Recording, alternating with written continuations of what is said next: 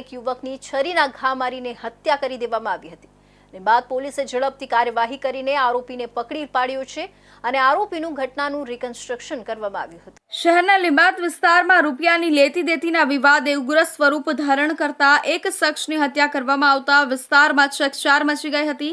નાણાકીય મુદ્દે થયેલા ઝઘડામાં યુવકે પોતાના ઓળખીતા પર ઘાતકી હુમલો કરીને મોતને ઘાટ ઉતાર્યો હતો। ઘટનાની ગંભીરતાને ધ્યાને લઈને પોલીસ તાત્કાલિક એક્શનમાં આવી હતી અને આરોપીની ઝડપી ધરપકડ કરી હતી। પ્રાપ્ત વિગતો અનુસાર આરોપી અને મૃતક વચ્ચે નાણાંની લેવડ દેવડ મુદ્દે ચર્ચા ઉગ્ર બની હતી। બોલાચાલી મારામારીમાં ફેરવાતા આરોપીઓએ છરી જેવા હથિયારથી હુમલો કરી દીધો હતો, જેના પગલે સ્થળ પર જ યુવાનનું મોત થયું હતું। ઘટનાની માહિતી મળતાની સાથે લીંબાયત પોલીસ ઘટના સ્થળ પર પહોંચી હતી અને તપાસ શરૂ કરી હતી। પોલીસે આરોપીને ઝડપી પાડ્યા બાદ તેની હાજરીમાં ઘટના સ્થળે રિકન્સ્ટ્રક્શન કરવામાં આવ્યું હતું। આ પ્રક્રિયા દરમિયાન પોલીસે સમગ્ર ઘટનાની વિગતવાર પુનરાવૃત્તિ કરીને દૃશ્યોનું નિર્માણ કર્યું હતું, જેથી કાયદેસરની કાર્યવાહી વધુ મજબૂત બનાવી શકાય।